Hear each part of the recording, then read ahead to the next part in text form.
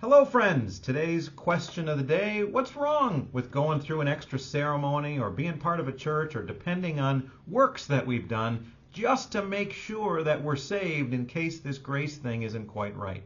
Well, we're going to look at Romans chapter 11 verse 6. And the context of it is Paul's writing to the Jews after the gospel has been announced to help explain to them that they can't depend on religiousness. They can't depend on works and also trust in grace. And what does he write? Verse 6, but if it is by grace, in other words, if you are saved by God's goodness alone, it is no longer on the basis of works.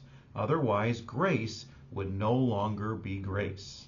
So what Paul is saying really affects us in two ways. First, praise God, he did all the work. We don't have to earn our salvation, which is really good news because we can't earn our salvation. So we get to rest in that and rejoice in that.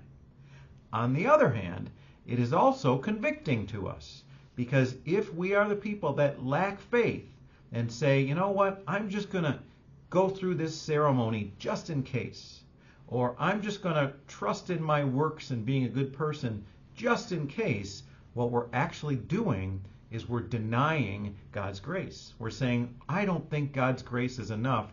I'm going to depend on myself. And guess what happens when we depend on our goodness to save us? We're denying Christ, and that goodness isn't good after all. In fact, it's pride, believing that God needs our help to save us.